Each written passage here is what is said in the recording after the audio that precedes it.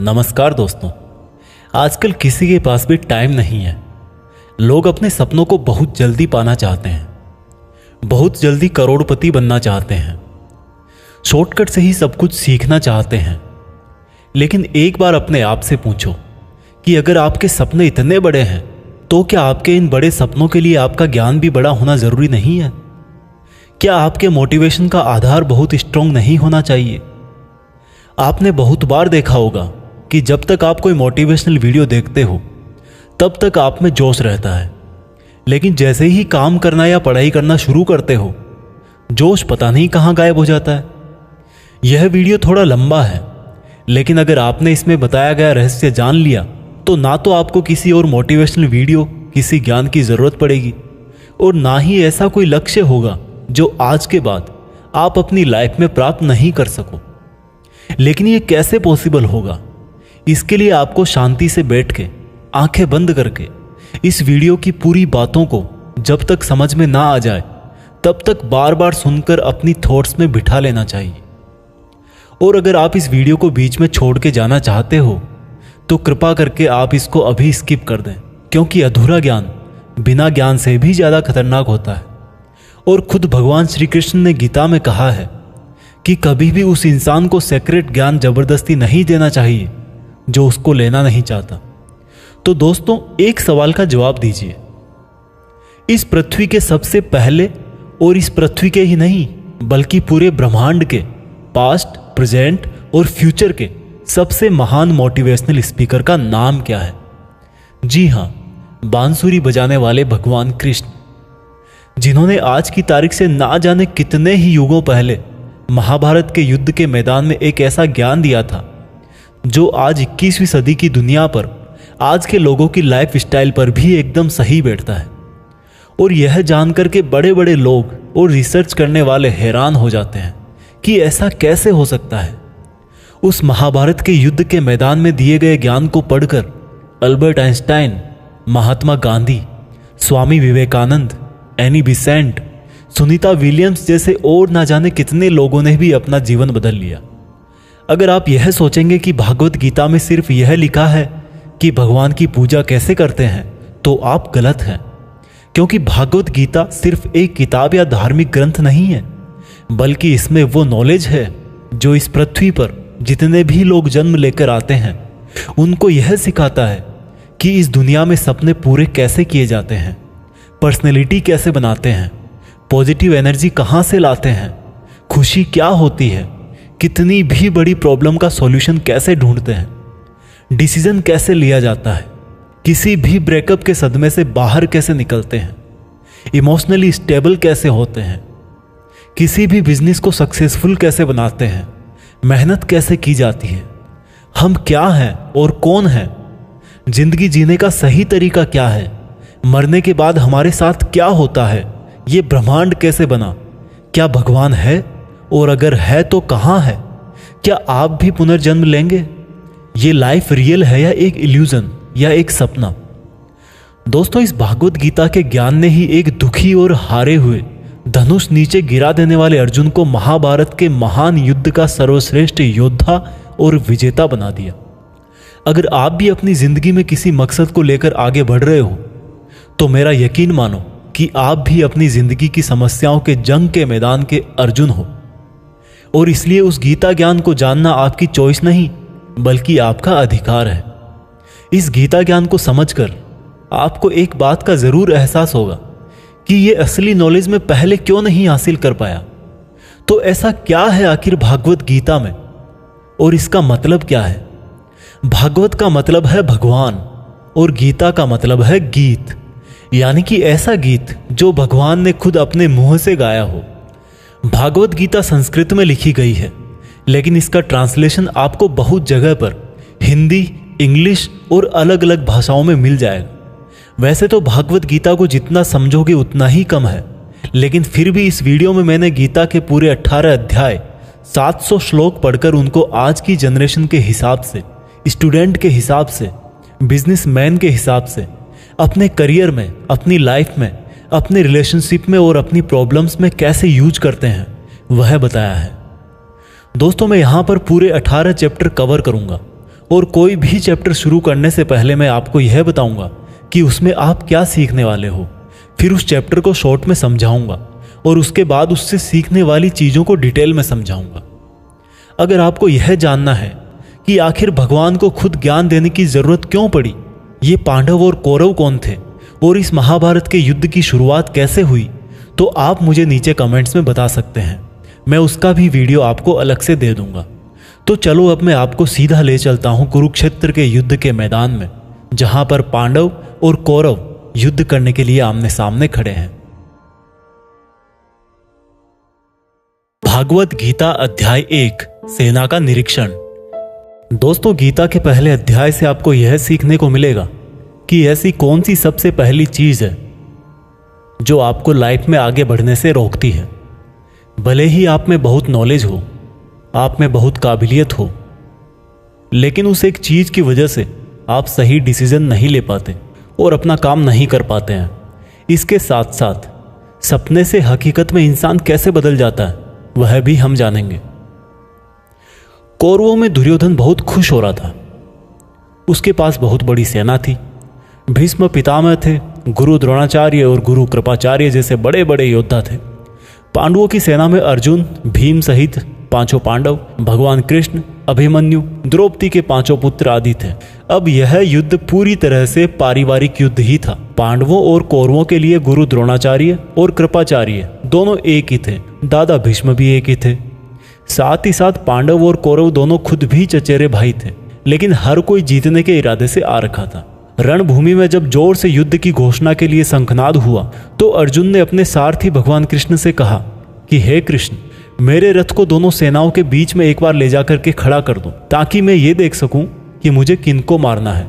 ऐसा सुनकर भगवान कृष्ण ने अर्जुन के रथ को कौरवों की सेना के सामने वहां पर ले जाकर के खड़ा कर दिया, जहां पर कौरवों की सेना में अर्जुन के दादा भीष्म पितामह और गुरु द्रोणाचार्य खड़े थे। और गुरु द्रोणाचार्य ने ही अर्जुन को तीर चलाना भी सिखाया था। अर्जुन ने युद्ध के मैदान में जिधर भी देखा वहां दोनों तरफ ही सिर्फ परिवार वाले नजर आ रहे थे। ये देखकर अर्जुन बहुत दुखी हो गए और कृष्ण से बोले, यहां तो हर कोई मेरा सगा संबंधी ही है, मैं अपने ही लोगों को युद्ध में नहीं मार सकता। मुझे इस राज्य के लिए तो क्या, अगर कोई तीनों लोक भी दे तो भी मैं ऐसा युद्ध नहीं करूंगा जिसमें मुझे अपनों को ही मारना पड़े। इस तरह से अर्जुन पूरे दुखी होकर और खुद को कोसते हुए अपने धनुष को छोड़कर रथ में वापस जाकर बैठ गए। दोस्तों, गीता के इस फर्स्ट चैप्टर से हमें यह सीखने को मिलता है कि वास्तविकता सोच से अलग होती है। हमें नहीं पता होता है कि जब हम कोई काम करने का इरादा लेकर जा रहे होते हैं तो वहां पर क्या हो सकता है।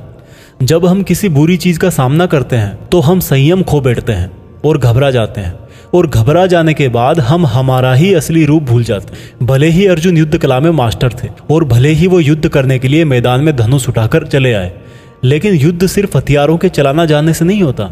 उसके लिए इरादे भी चाहिए होते हैं, इमोशनल स्टेबिलिटी चाहिए होती है। मैदान में आकर अर्जुन को अपनी ड्यूटी से ज्यादा फैमिली और गुरुओं से मोह हो गया और उससे फिर वो दुखी हो गए। वो युद्ध करने का डिसीजन नहीं ले पाए। इससे यह भी सीखने को मिलता है कि जिंदगी में हमें हमारा कर्म करने से सबसे पहले रोकने वाला कोई होता है तो वो है हमारा मोह, यानी कि अटैचमेंट। आप सुबह जल्दी उठ सकते हो, लेकिन आपको नींद और आलस्य का मोह होता है। अर्जुन एक क्षत्रिय थे और युद्ध करना ही उनका काम था, और वो युद्ध करने में बहुत अच्छी तरह से ट्रेंड भी थे, लेकिन वो अटैचमेंट में आकर अपना कर्म भूल गए। इसलिए अगर लाइफ में आपको चुनौतियों से लड़ना है तो आपको अपने अटैचमेंट को सेक्रीफाइस करना आना चाहिए। दोस्तों, इसको आप इस तरह से भी समझ सकते हो। मान लो आप किसी से बहुत प्रेम करते हो, लेकिन वह मनुष्य आपकी प्रेम की कदर नहीं करता। ऐसे में आपको उसका प्रेम पाने का मोह नहीं होना चाहिए, क्योंकि अटैचमेंट किसी भी तरह का हो, जब तक वो है आप अपनी लाइफ के अर्जुन नहीं बन पाओगे। भागवत गीता अध्याय 2 गीता का सार। दोस्तों, गीता के दूसरे अध्याय से हमें इमोशनल स्टेबिलिटी, आत्मा, मृत्यु, पुनर्जन्म, डिसीजन मेकिंग के बारे में सीखने को मिलता है, और गुस्से का सबसे बड़ा रीजन और उसका सॉल्यूशन क्या है, कैसे आप किसी भी कंडीशन में खुश रह सकते हो, और मेहनत कैसे करते हैं, यह भी आपको सीखने को मिलेगा। जब अर्जुन ने युद्ध करने से मना कर दिया तब सारथी श्री कृष्ण ने अर्जुन से कहा कि अर्जुन, ये तुम्हें अचानक से क्या हो गया?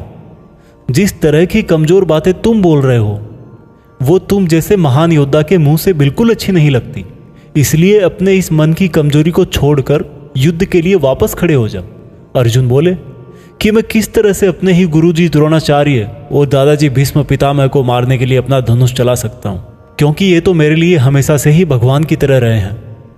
इस युद्ध को करने से अच्छा है कि मैं भिखारी बन जाऊं, क्योंकि अपनों को ही मारूंगा तो जीत में भी मेरी हार ही है।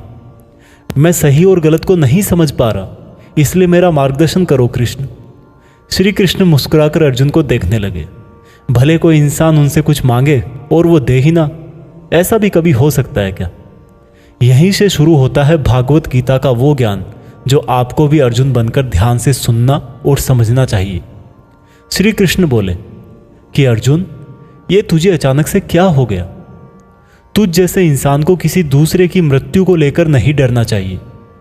और वैसे भी तुझे क्या लग रहा है, ये लोग तेरे मारने से मर जाएंगे और तू ही इनको मारेगा?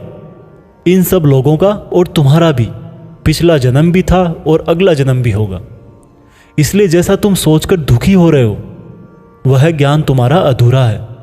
और रही बात इनकी मृत्यु का तुझे पाप लगने की, तो ये समझ ले, इनको मारने वाला तू नहीं बल्कि मैं हूं। तू तो इनकी मौत का सिर्फ एक कारण है, और ये लोग मरने के बाद भी मेरे ही पास आएंगे, क्योंकि ये लोग शरीर नहीं है बल्कि आत्मा है, और आत्मा को किसी भी तरह से नष्ट नहीं किया जा सकता। आत्मा तो अगले जन्म के लिए इस शरीर को उसी तरह से छोड़ देती है जिस प्रकार से तुम अपने पुराने कपड़े बदलकर नए पहनते हो। हे अर्जुन, जन्म देने वाला और मारने वाला मैं ही हूं। और ये बता, क्या तू किसी मरे हुए इंसान को जिंदा कर सकता है? अगर तू मरे हुए को जीवन नहीं दे सकता तो जीवित को भी नहीं मार सकता, क्योंकि जीवन देने वाला भी मैं हूं और मारने वाला भी मैं हूं, और इनकी मौत मैंने तेरे ही हाथों लिखी है। और अर्जुन, अगर तुझे ऐसा लगता है कि आत्मा भी मरती है तो ये जान ले कि आत्मा जैसे जन्म लेकर मरती है वैसे ही मरने के बाद प्रकृति का चक्कर पूरा करने के लिए उसको फिर से जन्म लेना पड़ेगा। इस प्रकार से भी आत्मा नष्ट नहीं हुई, और जब प्रकृति ऐसे ही चलती है तो भला तू इसका जिम्मेदार कैसे हुआ? अर्जुन, जिस क्षत्रिय को जीवन में युद्ध करने का अवसर प्राप्त होता है वो ना केवल भाग्यशाली है बल्कि उसका तो धर्म और कर्म ही युद्ध करना है। और अगर तूने ये युद्ध नहीं किया तो इसका मतलब यह होगा कि तूने अपना धर्म और कर्म अच्छी तरह से नहीं निभाया, और इसलिए तेरे नाम के साथ कलंक जुड़ जाएगा। और तेरे जैसे अर्जुन के लिए तो कलंक उसकी मौत से भी बड़ा है। जो लोग तुझे बहुत सम्मान दिया करते थे वही लोग तेरी बहुत बुराइयां करेंगे, तेरी वीरता पर सवाल उठाएंगे। इसलिए अर्जुन, तू सुख दुख, हार जीत और फायदे नुकसान को छोड़कर अपने विचारों को स्थिर कर और युद्ध के लिए धनुष उठा, जिससे या तो तू युद्ध में मारा जाकर मेरी ही शरण में आएगा या फिर विजेता बनकर धरती पर ही सुख भोगेगा। हे अर्जुन, तुमने आज तक जितना भी सीखा है वो मेरे इस ज्ञान के आगे बहुत छोटा है। तुम काम करने के पहले ही उसके परिणाम के बारे में सोच लेते हो, जबकि तुम्हें यह जान लेना चाहिए कि फल देने वाला मैं हूं और कर्म करने वाले हो तुम। तुम अपना काम करो, मैं अवश्य अपना काम करूंगा। इस बात पर अर्जुन ने श्री कृष्ण से सवाल किया कि आपने मुझे अपने विचारों को स्थिर यानी कि अपने इमोशंस और थॉट को कंट्रोल करने को कहा है, तो यह मैं कैसे करूं? इस पर श्री कृष्ण बोले कि जो व्यक्ति अपने मन की सभी इच्छाओं और अपने सभी कर्मों के फल के बारे में सोचना बंद कर देता है वही स्थिर बुद्धि कहलाता है। ऐसे व्यक्ति को ना तो खुद के साथ बुरा होने से दुख होता है और ना ही किसी अच्छे काम में खुशी होती है। जिसके मन से हर प्रकार का डर, भावना और क्रोध नष्ट हो गए हैं, जो शुभ अशुभ के चक्कर से बाहर निकल गया है, जो इस प्रकार से अपनी इच्छाओं को वश में कर लेता है जैसे कोई कछुआ खुद को खुद में ही समेट लेता है, उस मनुष्य की बुद्धि स्थिर हो जाती है। क्योंकि अपनी इच्छाओं के बारे में सोचते रहने से हमें वो इच्छाएं अच्छी लगने लगती है। इच्छाएं अच्छी लगने लगती है तो फिर उन इच्छाओं को पूरा करने का मन करता है। जब उन इच्छाओं को पूरा करने में कोई रुकावट आती है तो फिर हमें गुस्सा आता है, और गुस्सा आने से इंसान पागल हो जाता है और फिर वो अपना कर्म और धर्म भूलकर खुद ही अपनी स्थिति से नीचे गिर जाता है। परंतु अगर कोई अपनी इच्छाओं को वश में करके उनका गुलाम नहीं होता तो उसका अंतर्मन शुद्ध रहता है और उसके दुख का अंत हो जाता है। और जब उसके सब दुख ही समाप्त हो जाते हैं तो उसकी बुद्धि स्थिर हो जाती है। परंतु जिसकी इच्छाएं और कामनाएं उसके मन से नहीं जाती है, वो मनुष्य कभी शांति नहीं पाता। और जब शांति ही नहीं पाएगा तो वो खुश कैसे रहेगा भला? उसकी हालत तो उस नाव की तरह होती है जिसको उसकी इच्छाओं की हवा किसी भी दिशा में बहा करके ले जा सकती है।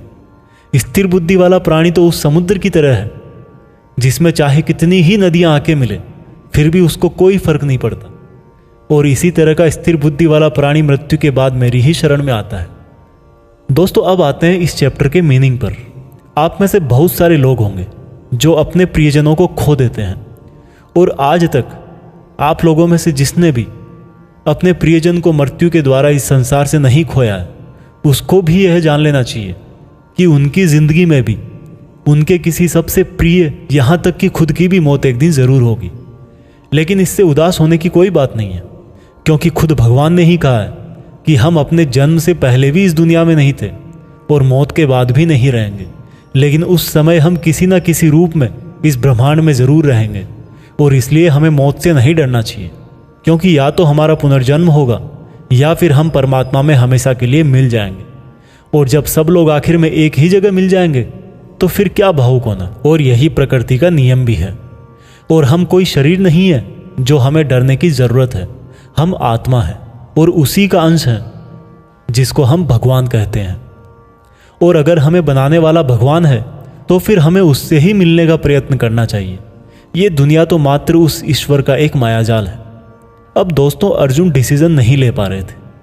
जब भी हम कोई डिसीजन लेते हैं तो एक तरफ हमारा अटैचमेंट होता है और दूसरी तरफ वो होता है जो हमें करना चाहिए। और इसी मोह के चक्कर में हम वो नहीं कर पाते जो हमारा रियल काम होता है और जो हमें लाइफ में सफलता के रास्ते पर आगे ले जाता है। उदाहरण के लिए, अगर आपको घर से दूर पढ़ाई करने के लिए या सपने पूरे करने के लिए घर से दूर जाना पड़ रहा है तो आपको अपने परिवार का मोह छोड़ना पड़ेगा। इसी तरह से आपको हर डिसीजन में यह देखना है कि आपकी लाइफ में मोह कौन कौन से हैं और आपके कर्तव्य के लिए ज़रूरी क्या है। इसके बाद बात करते हैं कि हमारी प्रॉब्लम्स का सबसे बड़ा कारण क्या है और उनका सबसे बड़ा सॉल्यूशन भी क्या है। दोस्तों, हमारे दुखों का सबसे बड़ा कारण है हमारा अपनी इच्छाओं के बारे में सोचना। जब हम अपनी इच्छाओं के बारे में सोचते हैं तो समय बीतने के बाद हम उनको पूरा करने की भी कोशिश करते हैं, और जब वो कोशिशें नाकाम हो जाती है तो हमारे अंदर गुस्सा पैदा हो जाता है। और गुस्सा ऐसी चीज़ है जिसको अगर किसी ने शरीर छोड़ने के पहले नहीं छोड़ा तो कभी आप अपने जीते जी खुश नहीं रह पाओगे। आप हमेशा अपने आप को समस्याओं से घिरा हुआ ही पाओगे, क्योंकि ये दुनिया तो सिर्फ आपका ही रिफ्लेक्शन है। अब आप यह भी बोलोगे कि अगर ज़िंदगी में कोई इच्छा ही नहीं रखेंगे तो सक्सेस कैसे हासिल होगी, नाम कैसे कमाएंगे। तो दोस्तों, इसके बारे में भगवान कृष्ण ने कहा है कि सबसे पहले आप अपने कर्म को पहचानिए, यानी कि आपके लिए ऐसा क्या करना ज़रूरी है जो आपको अपना लक्ष्य प्राप्त करवाएगा। और उसके बाद सफल होने की उम्मीद या असफल होने का डर मन में पैदा किए बिना अपने काम को ऐसे करें जैसे वो काम आप नहीं बल्कि खुद भगवान कर रहे हैं। और इस तरह से आपकी हिम्मत कभी नहीं टूटेगी, क्योंकि आपको यह लगेगा कि ये काम मैं नहीं बल्कि मेहनत भगवान कर रहे हैं। और इस तरह से आपकी हिम्मत कभी नहीं टूटेगी, क्योंकि आपको यह लगेगा ही नहीं कि आप मेहनत कर रहे हो। भागवत गीता अध्याय 3 कर्म योग।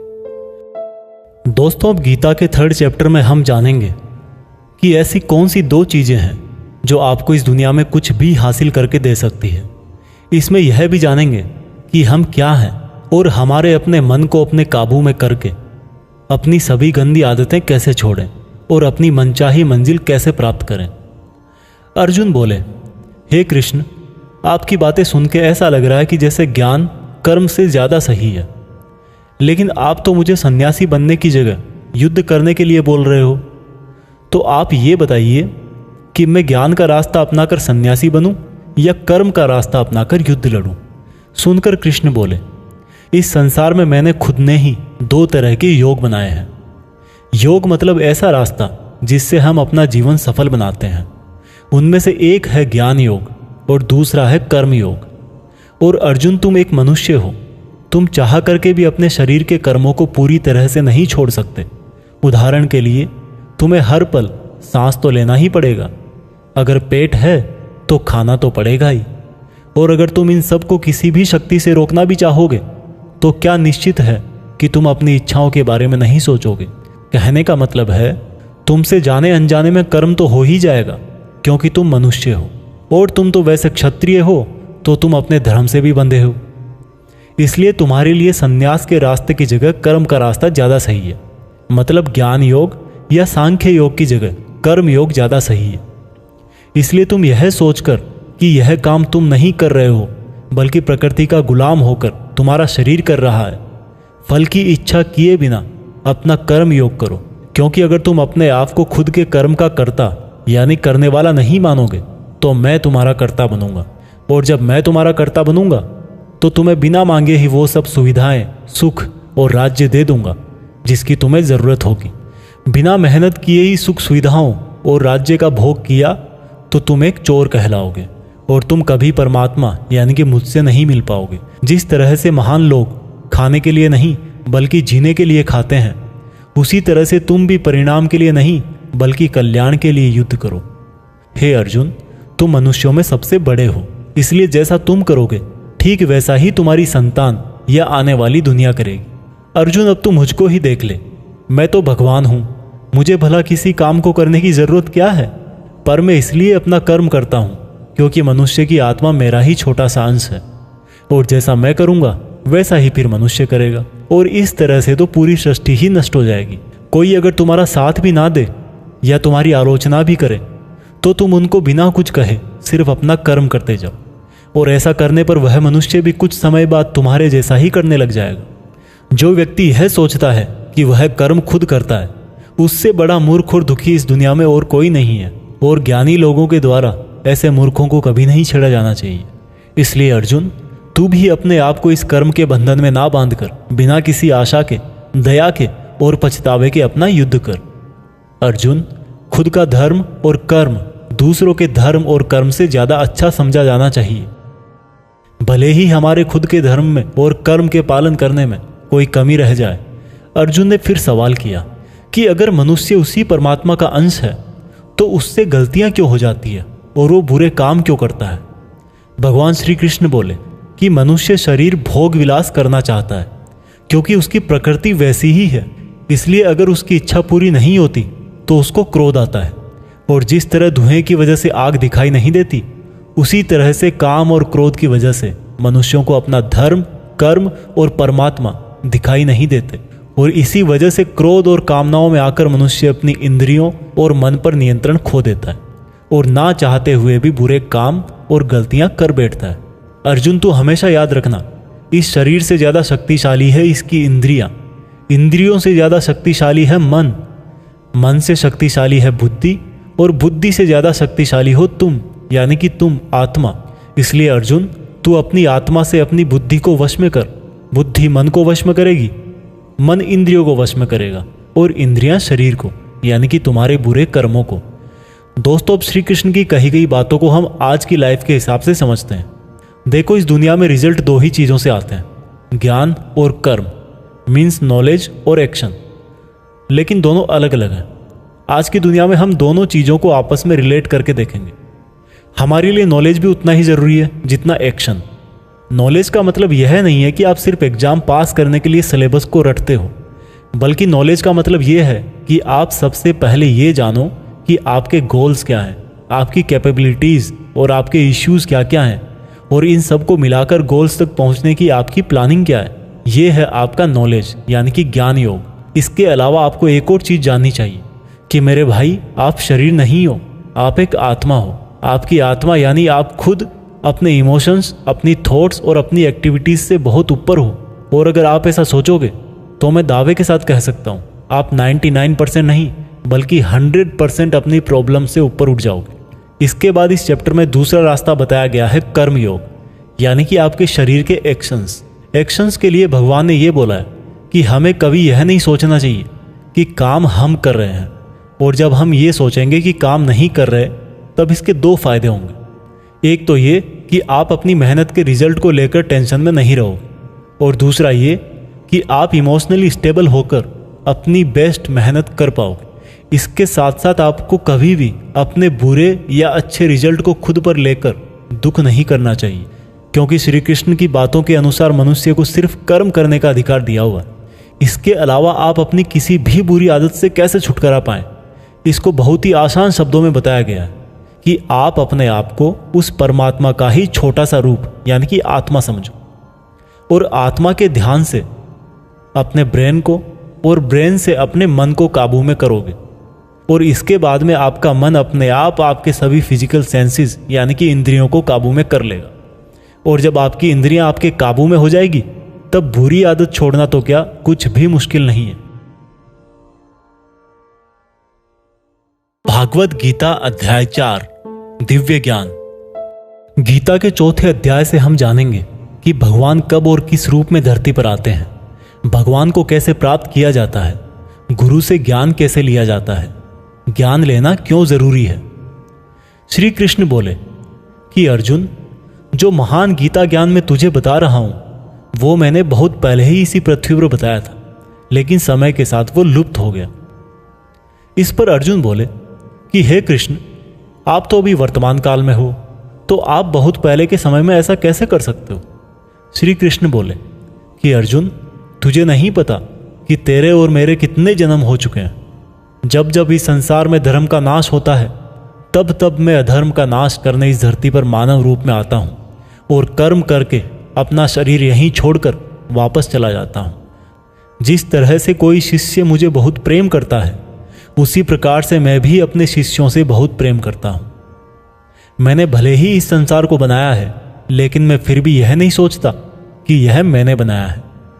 इसलिए मनुष्य को भी कर्म करते समय यह नहीं सोचना चाहिए कि मैं कर रहा हूँ। जो मनुष्य किसी भी कर्म के फल और सुख दुख से परे होकर कर्म करता है वही सबसे अच्छा है।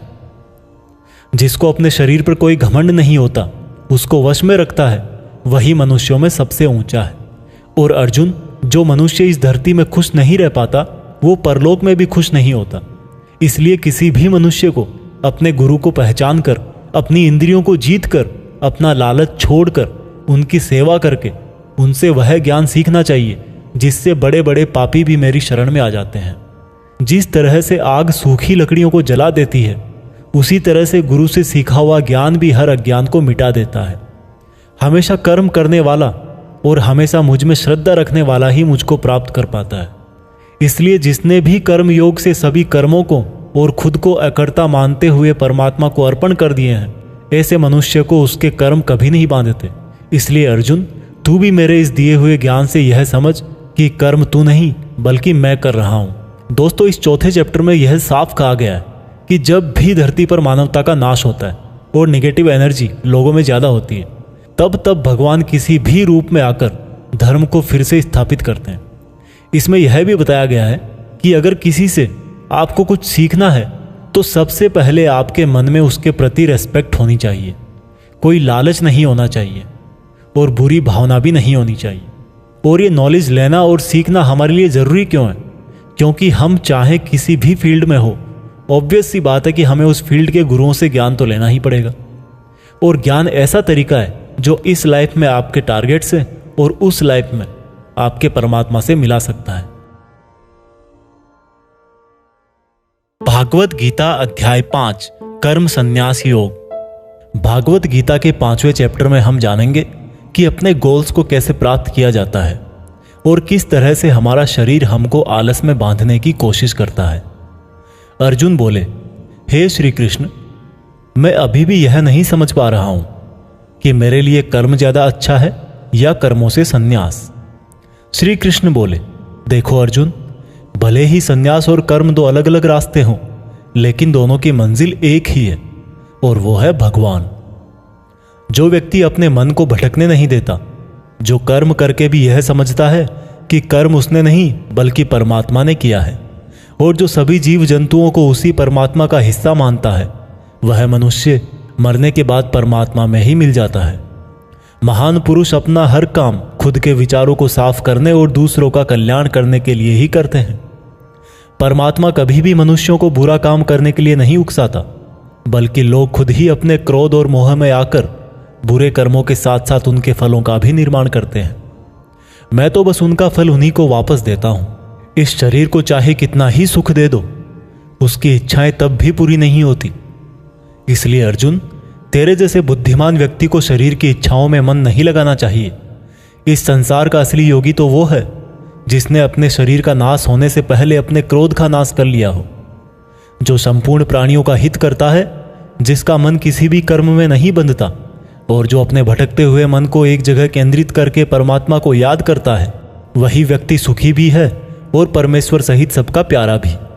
हे अर्जुन, ये इंद्रियां, मन, बुद्धि, इच्छा, आशा, डर और क्रोध ही तेरे दुश्मन हैं। इनका त्याग कर।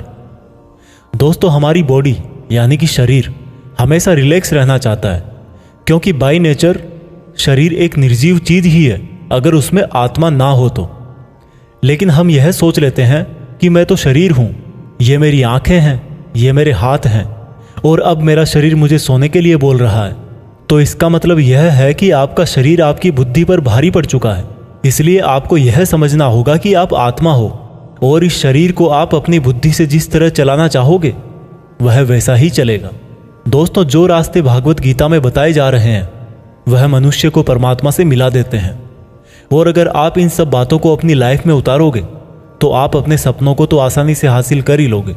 जैसे कि कहा गया है कि भगवान की प्राप्ति के लिए मन को वश में करना बहुत जरूरी है, ठीक उसी प्रकार से आपको अपनी लाइफ में भी मंजिल हासिल करने के लिए मन को वश में करना बहुत जरूरी है। भागवत गीता अध्याय 6 ध्यान योग।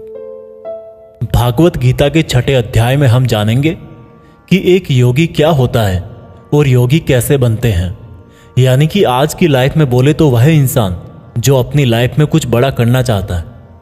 इसके साथ साथ हम यह भी जानेंगे कि क्या होगा अगर आपने इस जीवन में बहुत मेहनत करी लेकिन फिर भी आपकी डेथ होने से पहले आपका सपना पूरा नहीं हुआ।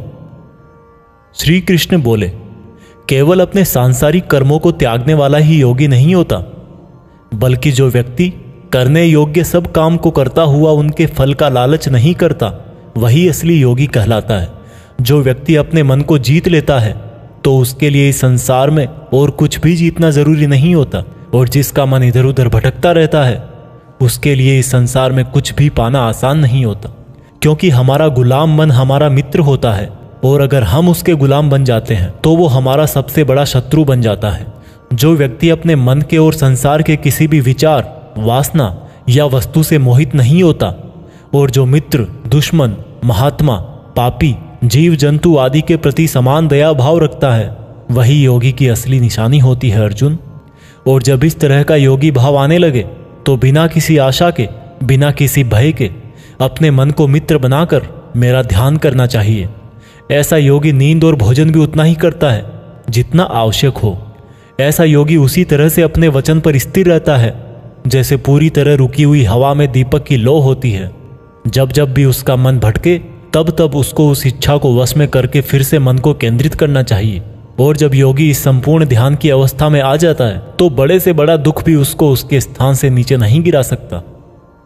अर्जुन ने कहा, मगर हे कृष्ण, यह मन बहुत ही चंचल और हठीला है।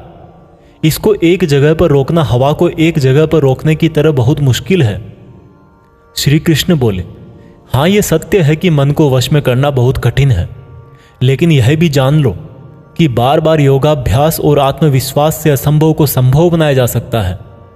अर्जुन ने फिर पूछा कि हे कृष्ण, अगर कोई योगी इस तरह से ध्यान केंद्रित करके योग करे, लेकिन अगर अंतिम समय में किसी कारणवश उसका मन भागने लगे तो क्या उसकी पूरी मेहनत शून्य हो जाएगी?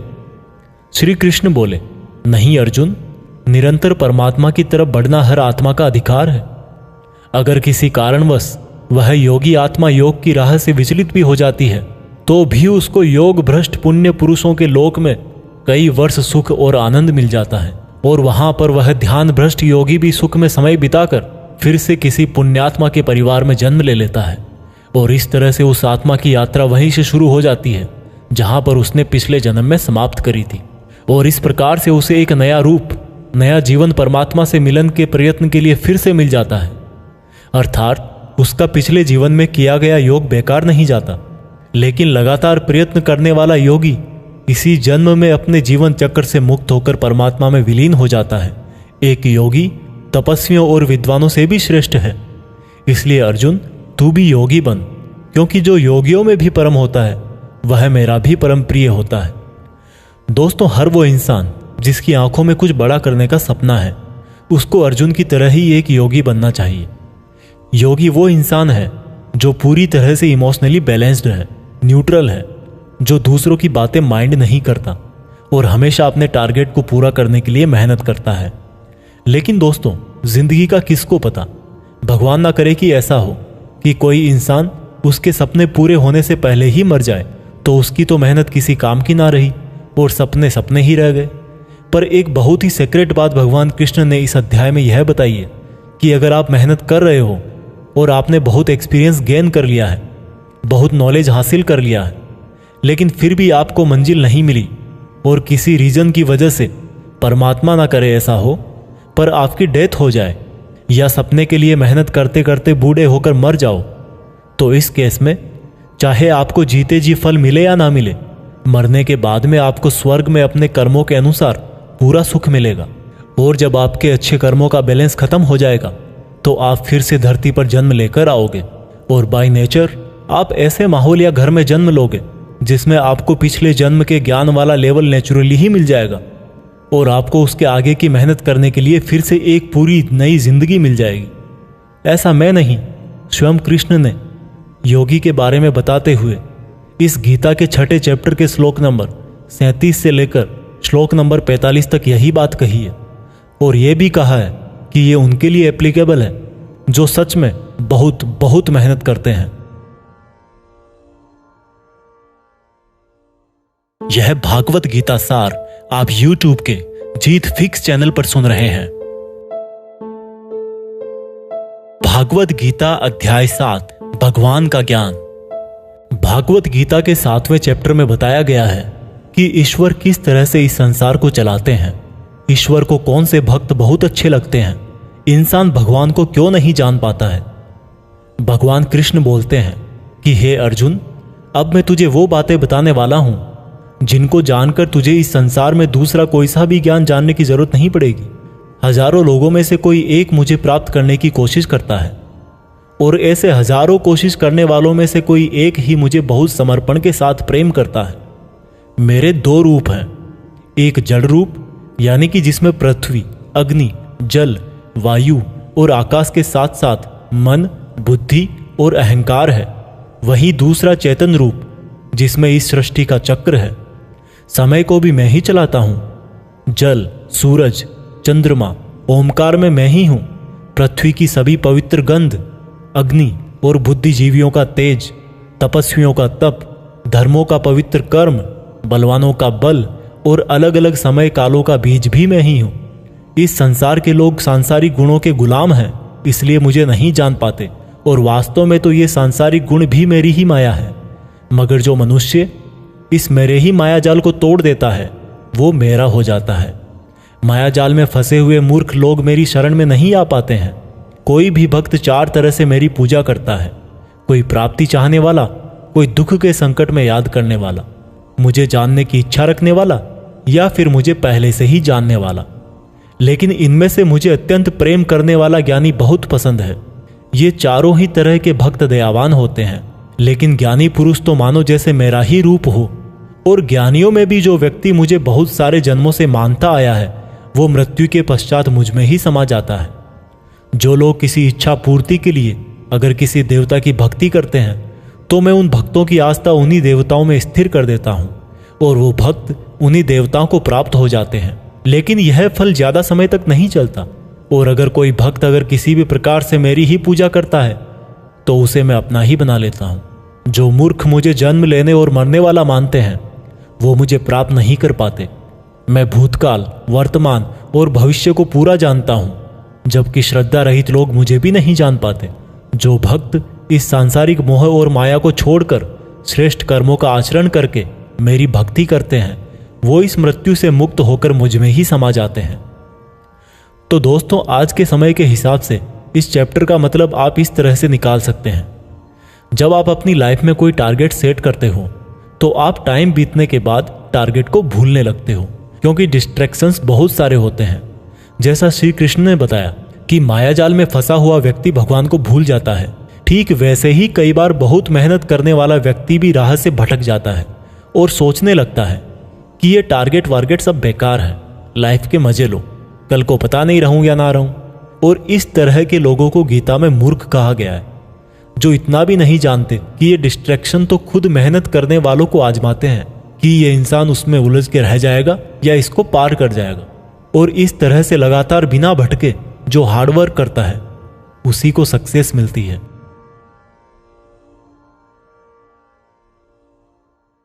भागवत गीता अध्याय 8 भगवान की प्राप्ति।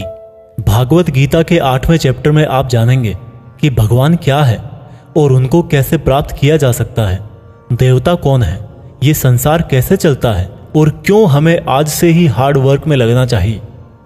अर्जुन बोले, हे कृष्ण, ये परम ब्रह्म क्या है, आध्यात्म क्या है, कर्म क्या है, ये संसार क्या है और ये देवता कौन है, इस संसार का फैसला कौन करता है और कोई योगी आपको कैसे पहचानता है।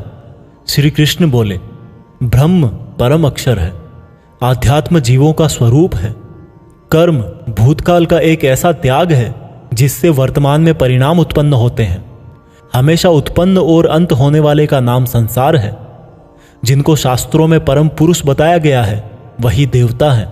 इस संसार का फैसला करने वाला मैं ही हूं। और जो भी पुरुष अपने अंतकाल में जिस जिस भाव को याद करता हुआ और अपने ध्यान को भ्रकुटी में केंद्रित करके शरीर छोड़ता है तो वह उसी भाव को प्राप्त होता है। इसलिए मेरा स्मरण करने वाले सदैव मेरे पास ही आते हैं। इसलिए अर्जुन, तू भी मुझ में ही ध्यान रख के युद्ध कर, जिससे कि तू मुझे ही प्राप्त होगा। जो लोग हमेशा मुझे याद करते हैं वह बहुत आसानी से मेरे पास आ जाते हैं, और जो मेरे पास आ जाता है उसके दुख और मृत्यु चक्र समाप्त हो जाते हैं। ब्रह्मा का एक दिन 1000 युगों का होता है और एक रात भी 1000 युगों की होती है। ब्रह्मा के दिन की सुबह में ही संपूर्ण संसार का निर्माण होता है और रात के आरंभ में ही वह संसार फिर से ब्रह्मा में समा जाता है, और हर दिन ऐसा ही चक्र चलता रहता है। लेकिन जो मेरे भक्त होते हैं वो जल्दी ही इस चक्र से मुक्त हो जाते हैं। अर्जुन, अब मैं तुम्हें वह 2 रास्ते बताऊंगा जिनसे होते हुए ही लोग या तो परम गति को प्राप्त होते हैं या फिर इस संसार में वापस आते हैं। जब सूर्य का प्रकाश रहता है, शुक्ल पक्ष होता है और सूर्य उत्तरायण में होता है, तब शरीर छोड़ने वाले कर्मयोगी मेरे पास हमेशा के लिए आ जाते हैं। जब रात्रि होती है, कृष्ण पक्ष होता है और सूर्य दक्षिणायन में होता है, उस वक्त पर कर्मयोगी शरीर त्याग कर परलोक में बहुत समय तक तरह तरह के आनंद सुख भोग करके वापस जन्म लेते हैं। केवल एक योगी ही इस रहस्य को जानकर सब कर्मों के फलों का मोह छोड़कर परम ब्रह्म को प्राप्त होता है। दोस्तों, इस चैप्टर का आप आजकल की लाइफ के लिए इस तरह से मीनिंग निकाल सकते हो, कोई भी वो मंजिल जिस पर आप हमेशा के लिए अपना नाम दुनिया के सामने लिखना चाहते हो, उसके लिए आपको बहुत हार्ड वर्क करना पड़ेगा। क्योंकि जैसा श्री कृष्ण ने बताया कि ये संसार का चक्र बहुत बड़ा है और लोग आते रहते हैं और लोग जाते रहते हैं, लेकिन जिन लोगों को अपनी लाइफ में कुछ ऐसा करना है जिसकी वजह से उनका नाम हमेशा के लिए दुनिया में हो जाए, उन लोगों को ज्ञान योगी और कर्मयोगी बनना पड़ेगा। ब्रह्मा का जो एक दिन है उसका मतलब है कि ये यूनिवर्स बहुत पहले से है और बहुत आगे तक चलेगा, और इंसान की लाइफ उस यूनिवर्स के सामने बहुत बहुत छोटी है। इसलिए ऐसा ना हो कि आप लाइफ में सिर्फ सपने सजो के बैठ जाओ और ब्रह्मा जी की शाम हो जाए। भागवत गीता अध्याय 9 अत्यंत गुप्त ज्ञान। भागवत गीता के 9th चैप्टर में हम जानेंगे कि जब हम अलग अलग देवताओं की पूजा करते हैं तो उससे क्या होता है। इसी को हम प्रैक्टिकल लाइफ में लाकर भी जानेंगे। श्री कृष्ण बोले कि हे अर्जुन, अब मैं तुझे बहुत ही गुप्त और बड़ा ज्ञान देने वाला हूं। वह मनुष्य जो मुझ में श्रद्धा नहीं रखते, वह इस संसार में बार बार दुख भोगने के लिए आते रहते हैं और जाते रहते हैं। मैं ही इस संसार को बार बार बनाता हूं और मिटाता हूं। मैं ही मनुष्यों को उनके कर्मों के अनुसार फल देता हूं, पुनर्जन्म देता हूं। लेकिन मुझे मेरे काम का बिल्कुल भी मोह और अहंकार नहीं है। मैं यह कर्म करते हुए भी इस कर्म के बंधन में नहीं बंधता। सब कुछ करके भी मैं नहीं मानता कि मैं कुछ करता हूं। मेरी माया जाल में फंसने वाले और मुझे नहीं समझने वाले मूर्ख लोग और बेकार की आशा और बेकार काम करने वाले लोग हमेशा इसी संसार में फंसे रह जाते हैं। जो वेदों को पढ़ के स्वर्ग प्राप्ति के लिए मेरी पूजा करते हैं, वे लोग इंद्र के स्वर्ग का आनंद भोगते हैं, लेकिन उनके स्वर्ग के सुख तब तक ही चलते हैं जब तक उनके मानव जीवन के पुण्य खत्म नहीं हो जाते। और जब उनके पुण्य खत्म हो जाते हैं उनको वापस इसी पृथ्वी पर जन्म लेने आना पड़ता है। किंतु जो मुझ में मतलब परमेश्वर को ही सब कुछ मानकर अपने कर्म फल को त्याग कर निरंतर प्रेम करते हैं, मैं उनकी ना केवल सभी आवश्यकताएं पूरी करता हूं बल्कि उन्हें सदा के लिए मेरी शरण में भी लेता हूं। देवताओं को पूजने वाले देवताओं के पास, पितरों को पूजने वाले पितरों के पास, राक्षसों को पूजने वाले राक्षसों के पास और मुझे मानने वाले सदा मेरे पास ही आते हैं। देवताओं, पितरों और भूतों को पूजने वालों का ज्ञान सीमित होता है और उनको फिर से इस मृत्युलोक में आना पड़ता है। इसलिए अर्जुन, तू भी अगर कुछ खाए, दान करे, तप करे और कर्म करे तो मुझ में ही अर्पण करके करना। इस प्रकार से तू मुझको ही प्राप्त हो जाएगा। मेरे लिए प्रिय और अप्रिय सब बराबर हैं। यहां तक कि अगर कोई बहुत ही दुराचारी हो, चाहे स्त्री पुरुष हो, चाहे राजा या भिखारी भी हो, तो वह भी मुझ में आसक्त होकर इस भवसागर से तर जाता है। इसलिए अगर तू भी मुझ में समर्पित रहेगा तो मुझे ही प्राप्त करेगा। दोस्तों, जैसा कि श्री कृष्ण ने कहा कि जो जिसकी पूजा करता है मैं उसको उसी से जोड़ देता हूं। दोस्तों, इस बात का बहुत गहरा मीनिंग है। हम जिस तरह के इंसान के साथ समय बिताएंगे, टाइम बीतने के बाद में हमारी थॉट्स पर भी उसका असर हो सकता है। इसलिए निगेटिव थॉट्स वाले लोगों से दूर रहना चाहिए और जो लोग पॉजिटिव रहते हैं, जिनकी जिंदगी में कुछ करने का मकसद है, उनकी रेस्पेक्ट करनी चाहिए। क्योंकि आज भले ही वो कुछ ना हो, लेकिन जैसा भगवान ने कहा कि जैसी भावना वैसा नतीजा, तो उस प्रकार से सही रास्ते पर चलने वाले एक दिन मंजिल तक पहुंच ही जाते हैं। भागवत गीता अध्याय 10 भगवान की महिमा। भागवत गीता के 10वें चैप्टर में आप भगवान के द्वारा यह जानेंगे कि क्या भगवान का कोई रूप है, भगवान कहाँ कहाँ किस किस रूप में रहते हैं। वैसे तो आपने बहुत बार सुना है कि भगवान ऐसे हैं, भगवान वैसे हैं, यहाँ है, वहाँ है, हर जगह है, पर इसको हम जरा बारीकी से जानेंगे और मैं आपको यह भी बताऊंगा कि क्या इंसान के लिए भगवान को पूरा जानना संभव है। श्री कृष्ण बोले, अर्जुन, तू मेरा सच्चा मित्र है और मुझसे प्रेम करता है, इसलिए अब मैं तुझे मेरे बारे में बताता हूँ। मेरे जन्म को कोई नहीं जानता, लेकिन जो यह जानता है कि मैं कभी नहीं जन्म लेने वाला और कभी नहीं मरने वाला हूँ, वही सबसे बड़ा ज्ञानी है। ज्ञान और मूर्खता, सत्य और झूठ, सुख और दुख, मन और बुद्धि, रचना और नाश, कीर्ति और अपमान सहित सभी भाव वास्तव में मैं ही तो हूँ। इस संसार में जहाँ जहाँ जिसकी भी पूजा होती है वह वास्तव में मैं ही हूँ। जो लोग मुझ में मन और प्राणों को अर्पण करते हैं, उनके ज्ञान के अंधकार को मैं ही ज्ञान के उजाले से रोशन करता हूँ। इस पर अर्जुन बोले कि हे कृष्ण, आपने जो अभी तक खुद के बारे में बताया है उन सब बातों को मैंने मान लिया है, लेकिन आपकी बातें मेरा और ज्यादा मन मोह रही है। हालांकि आप ही खुद को पूरी तरह से जानते हैं, लेकिन फिर भी मैं आपको किस तरह से मानूं और अपनी शक्तियों और महिमाओं के बारे में भी बताइए। इस पर श्री कृष्ण बोले कि अर्जुन, वैसे तो मेरे विस्तार का कोई अंत नहीं है, लेकिन फिर भी मेरी जो भी जानकारी तेरे लिए जानना जरूरी है उससे मैं तुझे बताऊंगा। अर्जुन, सभी समय मुझसे ही बने हैं, भूत, वर्तमान और भविष्य भी मैं ही हूं। मैं ही विष्णु, सूर्य और चंद्रमा हूं। वेदों में सामवेद, देवों में इंद्र और इंद्रियों में मन, जीवों में आत्मा, पर्वतों में सुमेर, रुद्रों में शंकर, वसुओं में अग्नि और धन दौलत में कुबेर भी मैं ही हूं। जल में समुद्र, ग्रहों में बृहस्पति, अड़े रहने वालों में पहाड़, देवर्षियों में नारद, पेड़ों में पीपल, हाथियों में एरावत, मनुष्यों में राजा, गायों में कामधेनु, सर्पों में सर्पराज, नागों में शेषनाग, राजाओं में यमराज, गणनाओं में गणित, पक्षियों में गरुड़, योद्धाओं में श्रीराम, समुद्र में मगरमच्छ, नदियों में गंगा, विद्याओं में ब्रह्म विद्या, विवादों का निर्णय, अक्षरों में ओम, कालों का महाकाल, मंत्रों में गायत्री, महीनों में मार्गशीर्ष, ऋतुओं में बसंत भी केवल मैं ही हूँ। छलों का जुआ, जीतने वालों की विजय, निश्चय करने वालों का निश्चय और भक्त पुरुषों की भक्ति भी मैं ही हूँ। वृष्णवंशियों में कृष्ण यानी कि स्वयं मैं, पांडवों में अर्जुन यानी कि तू, मुनियों में वेदव्यास और कवियों में शुक्राचार्य भी मैं ही हूँ। जीतने वालों की रणनीति और रहस्य रखने वालों का मौन भी मैं ही हूँ। हे अर्जुन, इस ब्रह्मांड में जितना भी जाना और अनजाना है वह सब मैं ही हूँ और मेरा कोई अंत नहीं है। इसलिए हे अर्जुन, मुझे पूरा जानना तेरे लिए किसी काम का नहीं है। बस तू इतना जान ले कि यह संसार तो मेरे एक छोटे से अंश मात्र से ही चलता है। दोस्तों, इस चैप्टर में आप जान गए होंगे कि ऐसी कोई जगह नहीं है जहां पर भगवान ना हो। और श्री कृष्ण ने यह भी कहा है कि अर्जुन को ना तो ईश्वर को पूरा जानना जरूरी है और ना ही वो पूरा डिटेल में जान पाएंगे। दोस्तों, इसको आप अपनी लाइफ में इस तरह से रिलेट करो कि जैसे भगवान ने कहा कि मैं अनंत हूं और तू उतना ही जान जितना तेरे लिए जरूरी है। ठीक उसी प्रकार से आपको भी अपनी लाइफ में उन चीजों में अपनी एनर्जी और टाइम वेस्ट नहीं करना चाहिए जिनको जानना आपके लिए जरूरी नहीं होता। सिर्फ आप इतना ध्यान रखें कि ऐसा कौन सा नॉलेज है जो आपको अपनी मंजिल तक पहुंचाएगा।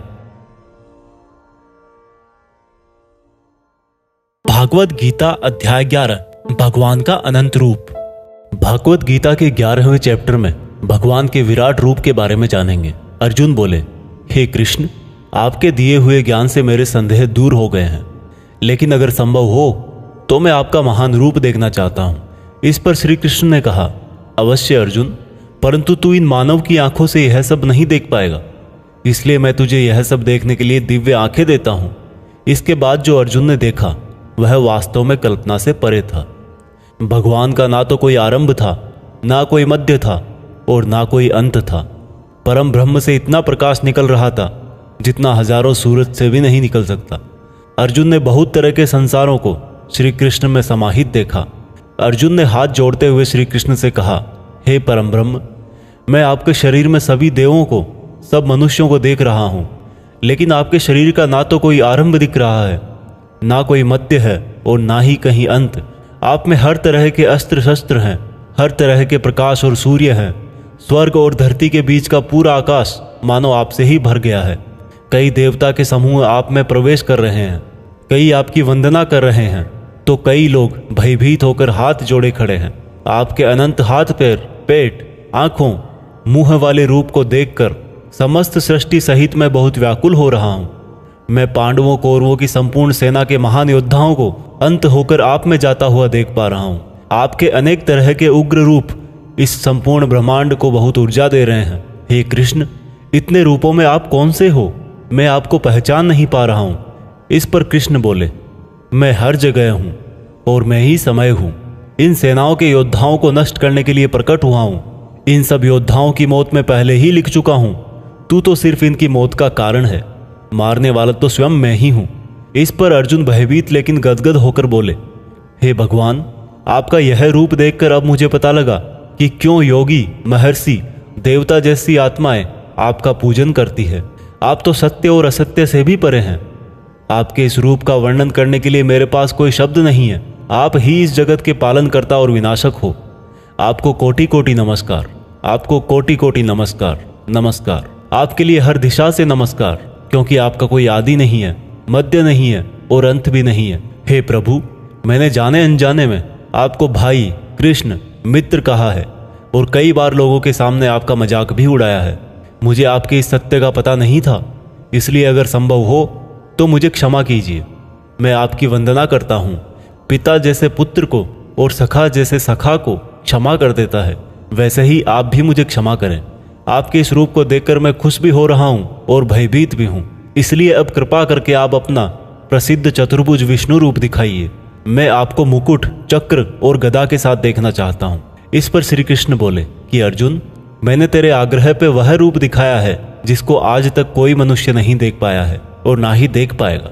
मेरे इस रूप और अनंत आकार को देखकर तू व्याकुल भी ना हो और पागल भी ना हो, और अब तेरी इच्छा अनुसार तू मेरा चतुर्भुजी रूप भी देख। इस प्रकार से श्री भगवान ने अपना चतुर्भुजी रूप दिखाकर अर्जुन का साहस बंधाया और अनंत रूप से उत्पन्न हुई व्याकुलता भी दूर करी। इस पर अर्जुन बोले कि हे कृष्ण, अब मैं आपके इस रूप को देखकर फिर से शांत हो गया हूँ। कृष्ण बोले, अर्जुन, जो चतुर्भुजी रूप तुमने अभी देखा है वो बड़ा ही दुर्लभ है और इसको देखने के लिए देवता भी तरसते हैं। यह चतुर्भुजी रूप किसी भी यज्ञ, दान, तप और वेद से देखा जा सकता है, परंतु अर्जुन, जो तेरी तरह मेरा परम भक्त है, कर्तव्य परायण है, वासना और बैर रहित है, वह अंत में मुझे ही प्राप्त होता है। इसलिए मैंने यह रूप तुझे दिखाया है। दोस्तों, गीता के इस अध्याय से आप आज के टाइम में यह सीख सकते हो कि अगर हम अपनी मेहनत के रास्ते पर सही हैं तो कई बार हमें अपनी सफलता को पाकर विश्वास नहीं होता। हमें पता ही नहीं लगता कि हमने इतनी मेहनत कर ली, और जब सफलता आती है तब भी लगता है कि ये तो बहुत बड़ी है, मैंने इतनी मेहनत तो की ही नहीं थी। और दोस्तों यही महान लोगों का एक गुण भी है, वो मेहनत करते हैं लेकिन उनको यह भी आभास नहीं रहता कि वो कितनी मेहनत कर रहे हैं। यह उनके बड़प्पन को दिखाता है। भागवत गीता अध्याय 12 भक्ति योग। दोस्तों गीता के 12वें चैप्टर में हम जानेंगे कि अपने गोल्स पर कैसे अडिग रहें, एक स्टूडेंट को क्या करना चाहिए। अर्जुन ने कहा कि हे भगवान, आपको क्या मानकर पूजना ज्यादा अच्छा है, रूप या फिर निराकार। श्री कृष्ण ने कहा, जो भक्त मन को एकाग्र करके श्रद्धा से युक्त होकर मुझ सगुण रूप परमेश्वर को भजते हैं, वह मुझे योगियों में श्रेष्ठ लगते हैं। परंतु जो भक्त अपनी इंद्रियों को वश में करके मन बुद्धि से परे मेरे अविनाशी रूप पर ध्यान लगाते हैं, वह मुझे ही प्राप्त होते हैं। जो भक्त अपने कर्मों को मुझ में अर्पण करके मेरा चिंतन करते हैं, वो भी मुझे ही प्राप्त होते हैं। इसलिए तू मन को मुझ में ही लगा, और अगर तेरे लिए मन को वश में करना संभव नहीं है तो तू योग द्वारा मुझको प्राप्त करने का प्रयत्न कर। जिसके क्रोध और सभी द्वेष समाप्त हो गए हैं, वह भक्त मुझे बहुत पसंद है। अगर तू मन को रोकने के अभ्यास में भी असफल है तो तू मेरे लिए ही कर्तव्य परायण हो जा और कर्म फल का त्याग कर दे। अभ्यास से ज्ञान श्रेष्ठ है, ज्ञान से मुझ परमेश्वर का ध्यान श्रेष्ठ है, और इस ध्यान से भी श्रेष्ठ है सभी कर्मों के फल का त्याग करना, जिससे तुरंत ही शांति मिलती है। जो व्यक्ति हर तरह के सुख दुख, शस्त्र और मित्र भाव, लाभ हानि, मोह और इच्छा, हर तरह के मौसम से मुक्त है और सभी प्राणियों को बराबर देखता है, और जो अपने मन और इंद्रियों को पूरी इच्छा शक्ति से वश में किए है, वही परमानंद के लिए श्रेष्ठ है। जो निंदा और प्रशंसा को एक समान समझता है, जो किसी भी स्थान पर किसी भी भोजन के साथ रह सकता है, वह भक्त मुझे श्रेष्ठ लगता है। और उनमें भी जो निष्काम भाव से अपना कर्म और मेरी सेवा करते हैं, वह मुझे अति प्रिय है। दोस्तों इस चैप्टर में बताया गया है कि आपको अपने खुद के पुराने अनुभवों से सीखना चाहिए। एक स्टूडेंट को या एक उस इंसान को जो अपनी लाइफ में कुछ बड़ा करना चाहता है, उसको कम खाना चाहिए और हर तरह के इमोशन में सिर्फ यह सोचना चाहिए कि खुद का सपना कैसे पूरा करूं। यह भागवत गीता सार आप YouTube के जीत फिक्स चैनल पर सुन रहे हैं। भागवत गीता अध्याय 13 क्षेत्र क्षेत्रज्ञ विभाग योग। भागवत गीता के 13वें चैप्टर में हम जानेंगे कि किस तरह से हमारे एक्शन से रिजल्ट पैदा होता है। श्री कृष्ण ने कहा कि यह शरीर एक क्षेत्र की तरह है, और जो इसको जानता है उसको क्षेत्रज्ञ कहते हैं। क्षेत्र मतलब खेत। जिस तरह से खेत में जैसा बीज डालते हैं, वह उसी प्रकार का सही समय आने पर फल देता है। उसी तरह जीवन में भी जिस तरह का कर्म फल का बीज मनुष्य डालता है, वही बीज समय आने पर उसी प्रकार का फल देता है।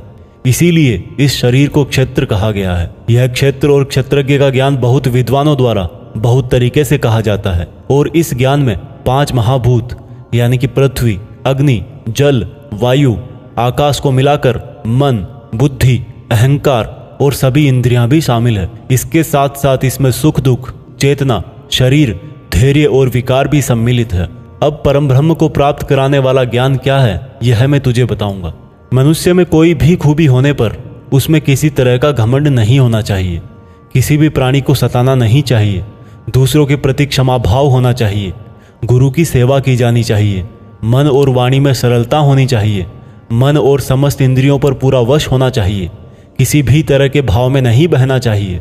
संतान, जीवन साथी, घर और धन में मोह नहीं होना चाहिए। अच्छे और बुरे में भी मन और बुद्धि की स्थिरता होनी चाहिए। वासना वाले लोगों से दूरी होनी चाहिए। एकांतवास में मन का शुद्धिकरण करना चाहिए। मुझ परमेश्वर में पूरी तरह से समर्पण और ध्यान मग्न रहना चाहिए। हे अर्जुन, अब मैं तुझे परम ब्रह्म के बारे में कहूंगा। वो सर्वव्यापी है। वह सब इंद्रियों के साथ भी इंद्रियों के बिना है, और वह निर्गुण होकर भी सभी गुणों के साथ है। वह सभी सजीवों और निर्जीवों में है। वह दूर भी है और पास में भी, लेकिन फिर भी जानने में नहीं आता। वह ब्रह्मा की तरह जीवन उत्पन्न करता है, विष्णु की तरह पालन करता है, और शंकर की तरह विनाश भी करता है। वह अलग अलग कालों में होते हुए भी एक जैसा लगता है, और एक ही काल में भी अलग अलग तरह का होता है। वह माया का भी महामाया है, परम ब्रह्मों से भी परम है, और सब प्राणियों के साथ उनके हृदय में निवास करता है। परंतु इसके बाद भी यह जानने के योग्य है, हे अर्जुन, इस प्रकृति और पुरुष का भी कोई आरंभ नहीं है, क्योंकि प्रेम और घृणा और तीनों तरह के गुण अर्थात सत, रज और तम भी प्रकृति से ही आते हैं। कार्य और कार्यों को करने वाली इंद्रियां भी प्रकृति से ही उत्पन्न होती है। प्रकृति से जन्मा मनुष्य प्रकृति के ही गुणों को भोगता है और इन्हीं गुणों के भोग के अनुसार ही उसका जन्म और मरण तय होता है। इस तरह से जो भी मनुष्य इस पुरुष और प्रकृति के ज्ञान को जानता है वह कर्म करता हुआ भी मुझे प्राप्त होता है और मुझ परमात्मा को हर मनुष्य अपने अलग अलग तरीके से पाता है। किंतु जो मंद बुद्धि होते हैं वह तो इस ज्ञान को सुनकर और मेरी प्रकृति जानकर ही मृत्यु लोक से मुक्त हो जाते हैं। जो मनुष्य सभी कर्मों को प्रकृति से ही होने वाला मानता है वह अपनी आत्मा को अकर्ता समझकर इस भवसागर से पार हो जाता है। हे अर्जुन, जिस तरह से आसमान का पदार्थ काफी पतला होता है और इसीलिए वो दूषित नहीं होता, उसी प्रकार से यह आत्मा शरीर में सूक्ष्मता से रहती है जिससे ये कभी दूषित नहीं होती। इस प्रकार से प्रकृति, पुरुष और चेतना के ज्ञान से तू भी मुझ परम ब्रह्म को प्राप्त हो जा। दोस्तों, इस चैप्टर में यह बहुत ही बारीकी से बताया गया है किस तरह से हमारे ही कामों से हमें तकलीफ या खुशी मिलती है। मान लीजिए हमारा शरीर खेत की तरह है और हम हैं इसके किसान। अब हम जो भी इस खेत में बोएंगे फल भी उसी बीज के अनुसार हमें भविष्य में जाकर मिलता है। इसलिए यह हमारे आज के एक्शंस पर ही डिपेंड करता है कि हमें फ्यूचर में क्या मिलने वाला है। भागवत गीता अध्याय 14 प्रकृति के 3 गुण। दोस्तों, भागवत गीता के 14वें चैप्टर में हम जानेंगे कि किस तरह से हमारा स्वभाव और यह संसार 3 गुणों में बटा हुआ है। श्री कृष्ण बोले, हे अर्जुन, अब मैं तुझे संसार के उन 3 गुणों के बारे में बताऊंगा जो आत्मा को शरीर के मोह से बांधते हैं और जिन्हें जानकर कोई भी मनुष्य मुझे पा सकता है। यह तीनों गुण है सत्वगुण, रजोगुण और तमोगुण। सत्वगुण इन सभी गुणों में श्रेष्ठ है और यह ज्ञान और सुख से जोड़ता है। रजोगुण कामना और आसक्ति से उत्पन्न होता है जो कि कर्म और उसके फल में बांधता है। तमोगुण मनुष्य को भोग विलास, आलस्य और निद्रा में बांधता है। हे अर्जुन, सत्वगुण सुख देता है, रजोगुण कर्म करवाता है और तमोगुण मनुष्य को उसके स्थान से भी बहुत नीचे गिरा देता है। किन्हीं भी 2 गुणों को वश में करने से तीसरे गुण की प्राप्ति होती है। जिस पल मन में शांति और ज्ञान बढ़ा हुआ लगे उस समय यह मानना चाहिए कि सत्वगुण बढ़ रहा है। जिस पल मन में लालच और स्वार्थ का आभास हो उस समय रजोगुण बढ़ता है। जिस समय मन में अंधकार, विषयों में आसक्ति, आलस्य और निद्रा हो उस समय मनुष्य में तमोगुण होता है। सत्वगुण में मरने वाला मनुष्य परमात्मा को प्राप्त होता है। रजोगुण वाला मनुष्य फिर से जन्म लेकर मनुष्य बनता है और तमोगुण वाला प्राणी अगले जन्म में कीट पतंग बनता है। सात्विक कर्म का परिणाम है सुख, राजस कर्म का परिणाम है दुख और तामस कर्म का परिणाम अज्ञान होता है। जो व्यक्ति इस बात को जानता है कि यह 3 गुण ही उससे सब काम करवाते हैं, तब वह अपने कर्तापन से और इस संसार से मुक्त हो जाता है और इस तरह से सोने, पत्थर और मिट्टी को एक जैसा समझने वाला मनुष्य परम ब्रह्म अर्थात मुझे प्राप्त हो जाता है। दोस्तों, यह 3 प्रकार सात्विक, राजस और तामस हमारी डेली लाइफ में बहुत यूजफुल हैं। अगर आप मेहनत करके कुछ उम्मीद नहीं करोगे तो आप हमेशा खुश रहोगे। अगर आप किसी अच्छे रिजल्ट की कामना करके मेहनत कर रहे हो तो कोई गारंटी नहीं कि खुशी होगी या दुख होगा। अगर आपने किसी का नुकसान करने के लिए कर्म किया है तो यह निश्चित है कि किसी न किसी समय आपको ही दुख मिलेगा। भागवत गीता अध्याय 15 पुरुषोत्तम योग। दोस्तों, गीता के 15वें चैप्टर में बताया गया है कि किस प्रकार से यह दुनिया एक इल्यूजन है और कैसे हम इसमें उलझकर रह जाते हैं। श्री कृष्ण बोले कि यह संसार बरगद के एक उल्टे पेड़ की तरह है जिसकी जड़ें ऊपर है और डालियां, पत्ते नीचे की तरफ। पत्तियां वेदों को दिखाती हैं और डालियों के अंत में फल कार्य फल के जैसा है। इस पेड़ की जितनी भी शाखाएं हैं वो 3 तरह के गुण यानी कि सत्व, रज और तम से ही बनी है। इसकी जड़ों में स्वयं परमात्मा विराजमान है। इस पेड़ की शाखाओं के अंत में नई कोंपले मनुष्य की इच्छाओं को दिखाती है। यह पेड़ हर दिशा में इस तरह से बढ़ा रहता है कि ज्ञान के अभाव में मनुष्य इसमें उलझकर ही रह जाता है और जो इस पेड़ के रहस्य को जान लेता है वह परम ब्रह्म को प्राप्त हो जाता है। इसलिए इस माया वाले जीवन रूपी बरगद के पेड़ को ज्ञान की कुल्हाड़ी से काटकर उचित योग का पालन करके उस परम ब्रह्म को ढूंढना चाहिए और जिसका मान, मोह, सम्मान, अपमान सभी नष्ट हो गए हैं और बुद्धि स्थिर हो गई है, वह पुरुष इससे मुक्ति पा सकता है। और मुक्ति पाकर जिस परम पद को वे पुरुष प्राप्त होते हैं उसको कोई भी सूरज रोशन नहीं कर सकता, क्योंकि वह मेरा परम धाम है। हे अर्जुन, इस मानव शरीर में आत्मा मेरा ही अंश है और यह आत्मा ही मृत्यु के बाद दूसरे शरीर में चली जाती है। यह शरीर कान, आँख, त्वचा, जीभ, नाक और मन से ही इन इंद्रियों का और वासनाओं का सेवन करता है। और यह केवल ज्ञानी जन ही जानते हैं। इस संसार में शरीर नाशवान है और आत्मा अविनाशी है, और इन सब में सबसे श्रेष्ठ है परमात्मा, जो कि सब लोगों का पालन पोषण करता है। इसलिए मैं ही पुरुषोत्तम हूँ। दोस्तों, इस चैप्टर में हमने देखा कि हम जिंदगी में बहुत बार उस चीज के पीछे भागते हैं जिसको हासिल करके भी हमारी इच्छा खत्म नहीं होती। हम जितनी इच्छाएं पूरी करते हैं उतनी ही और बढ़ जाती हैं। इसलिए उस इंसान को जिसको लाइफ में कुछ बड़ा करना है, उसको अपने डिटर्मिनेशन से उन इच्छाओं के जाल को काट देना है। तभी वह इस इल्यूजन वाले ट्री से परमात्मा को, यानी कि आपकी पर्सनल लाइफ के केस में सक्सेस को ढूंढ पाएगा।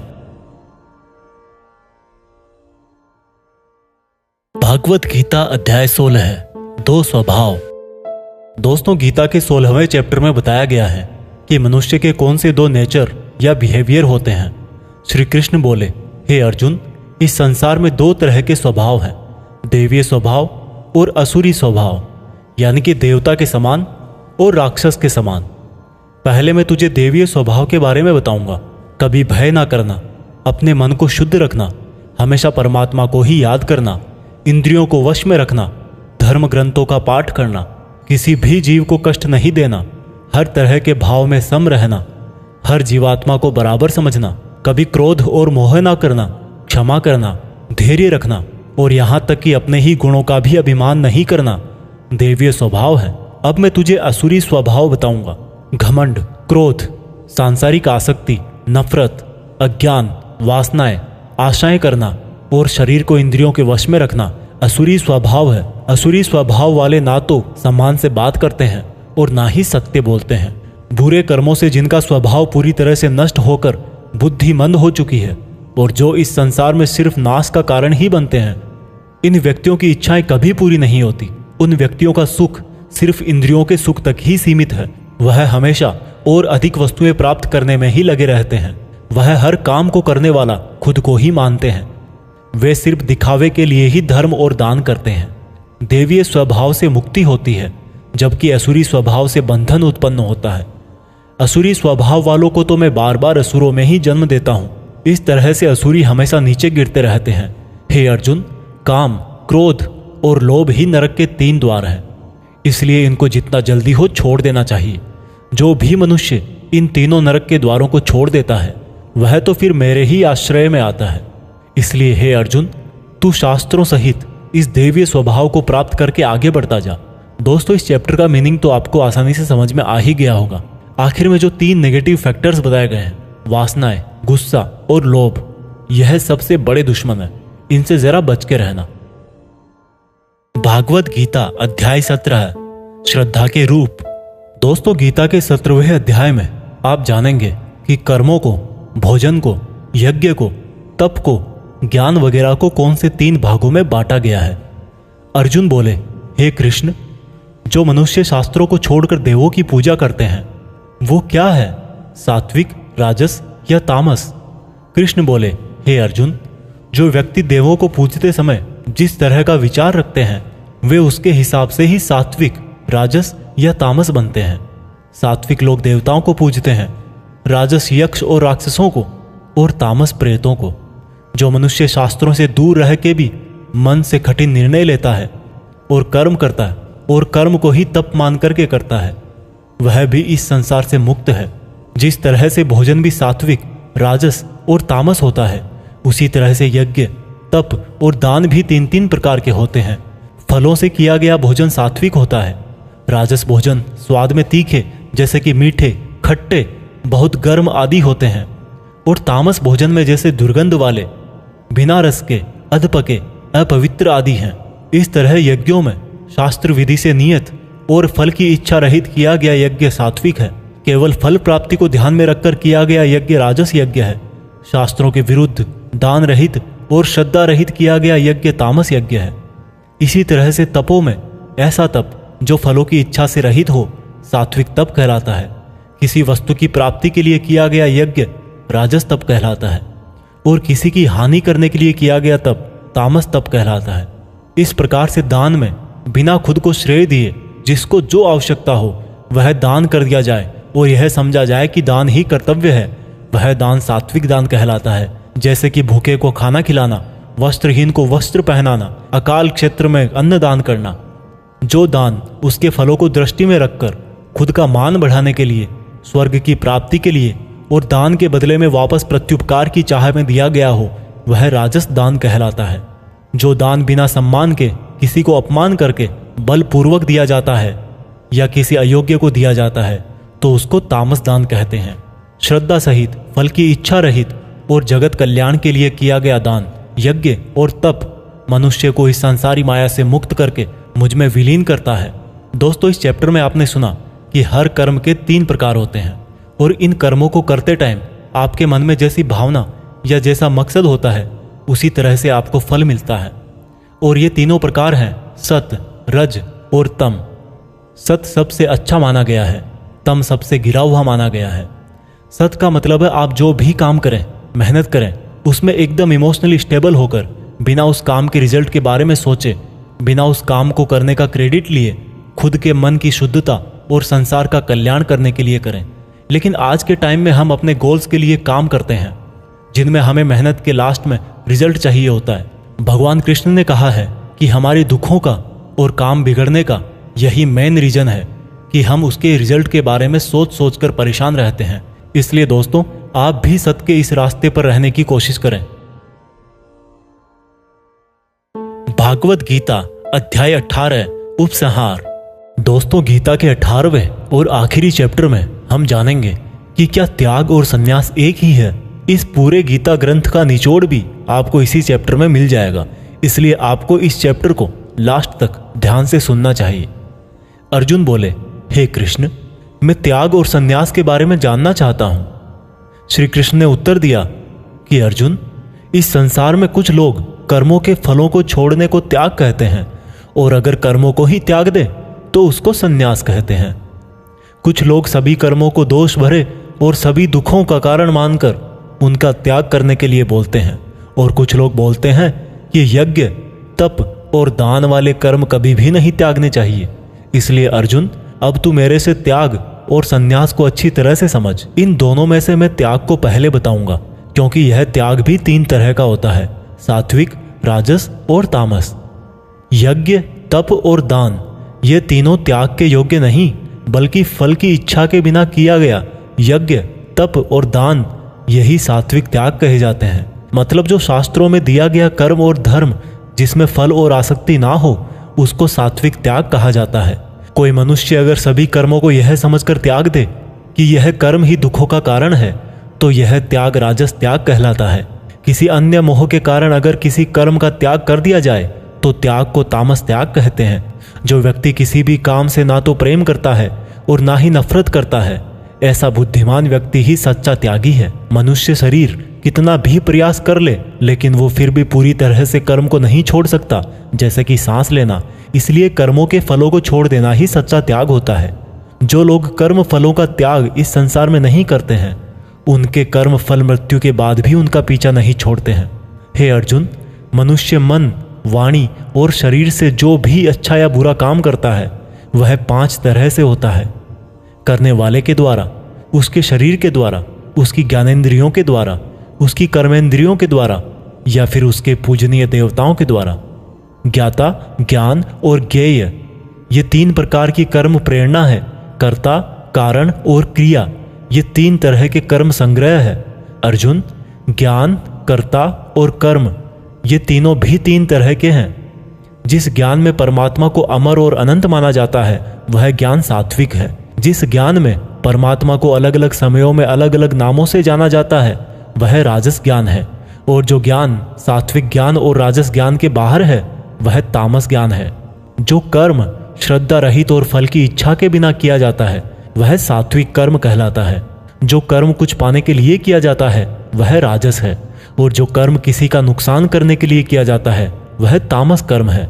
इस प्रकार से सात्विक कर्म करने वाला सात्विक कर्ता, राजसी कर्म करने वाला राजसी कर्ता और तामसिक कर्म करने वाला तामसिक कर्ता कहलाता है। इस तरह बुद्धि और संकल्प भी 3 तरह के होते हैं। हे अर्जुन, सात्विक कर्म, राजस कर्म और तामस कर्म करने वालों की बुद्धि और संकल्प ये भी क्रमशः सात्विक, राजस और तामस होते हैं। हे अर्जुन, सुख भी 3 तरह के होते हैं। बिना किसी कर्म फल के परम ब्रह्म में ध्यान लगाकर मिलने वाला सुख सात्विक सुख होता है।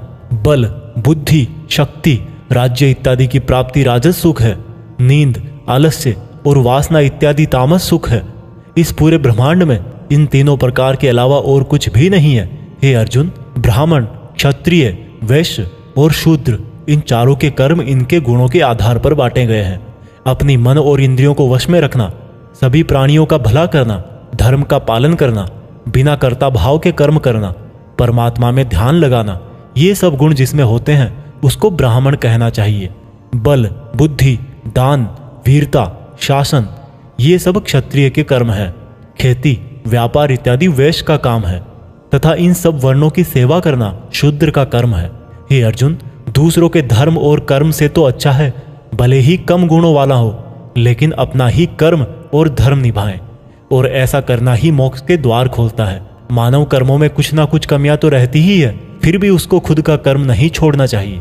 जिस तरीके से कोई व्यक्ति भगवान को पा सकता है वह अब मैं तुझसे सारांश में कहूंगा। हमेशा और हल्का भोजन करने वाला, हमेशा और हल्का भोजन करने वाला, अपने देश का धर्म निभाने वाला, इच्छाओं का त्याग करके एकांत में ज्ञान का अध्ययन करने वाला, मन, वाणी, शरीर को वश में रखने वाला, लाभ हानि, सजीव निर्जीव, मित्र शत्रु, इन सब को बराबर समझने वाला, घमंड, बल, मोह रहित और शांति सहित भगवान से अनंत भक्ति प्रेम करने वाला सदा के लिए मेरे पास आ जाता है। इस तरह का ब्रह्म योगी ना तो कोई आशा करता है, ना ही स्वयं को या दूसरों को दोष देता है, और ना ही दुख और सुख में विचलित होता है। इस तरह का परम योगी सब कर्म करता हुआ भी स्वयं को कर्ता ना समझकर मुझ परमात्मा को ही कर्म करने वाला समझता है। हे अर्जुन, इस तरह से तू भी इन बातों को समझकर अगर अपना धर्म और कर्म निभाएगा तो तू भी मुझ में परम पद पाएगा।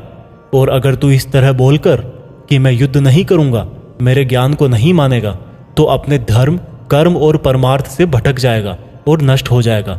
हे अर्जुन, तेरे अंदर भी मैं ही हूं, इसलिए तू सब मोह छोड़कर और इस माया से बाहर निकलकर अपना कर्म और धर्म युद्ध कर। इसी से तू मुझ भगवान के धाम में ऊंचा स्थान प्राप्त करेगा। अर्जुन, मैंने पूरे रहस्यमयी और गोपनीय ज्ञान तुझे अच्छी तरह से बता दिए हैं, फिर भी तू अब जो समझकर करना चाहे वैसा करना। लेकिन अर्जुन, तू मुझे बहुत ही प्रिय है, इसलिए मेरा ही भक्त बन और मुझे ही सदा प्रणाम कर। मैं प्रतिज्ञा करता हूं कि ऐसा करने से तू मेरे ही पास आएगा। फिर भी यदि तुझे ऐसा लग रहा है कि तू पाप करने जा रहा है, तो जब तू मेरी ही शरण में आ जाएगा तो मैं तेरे पूरे पापों को माफ कर दूंगा। इसलिए तू दुखी मत हो। और अर्जुन, तू इस दिव्य ज्ञान को उस व्यक्ति से मत कहना जो इसको सुनना नहीं चाहता, या भक्ति और कर्म नहीं करना चाहता, या परमात्मा में दोष निकालता हो। परंतु तू जिस भी मेरे भक्त को मेरा प्रिय समझकर यह ज्ञान कहेगा, वह भक्त इस संसार में मेरा सबसे प्रिय भक्त होगा। इस गीता ज्ञान को समझना ही वास्तविक ज्ञान यज्ञ है, और इस ज्ञान यज्ञ से भी कोई भक्त मुझे प्राप्त कर सकता है। हे अर्जुन, अब मुझे यह बता, क्या तेरा अज्ञान मिट गया है?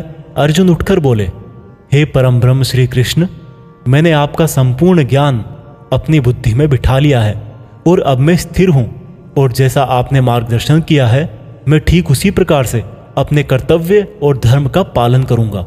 दोस्तों, चाहे कितनी भी मुश्किलें आए, जो इंसान खुद भगवान कृष्ण की इन बताई गई बातों को फॉलो करता है, उनको अपने जीवन में उतारता है, उसकी ना केवल पूरी प्रॉब्लम सोल्व हो जाती है, बल्कि उसे जीने का, अपने सपनों को हासिल करने का तरीका भी पता लग जाता है। कुछ लोग ये भी बोलते हैं कि गीता ज्ञान सिर्फ हिंदू धर्मों का ग्रंथ है, जबकि भगवान ने खुद कहा है कि व्यक्ति जाति और धर्म से नहीं, गुणों से ब्राह्मण होता है, और इस भागवत गीता पर सभी मनुष्यों का बराबर हक है। आज की ये दुनिया कर्म भूमि है।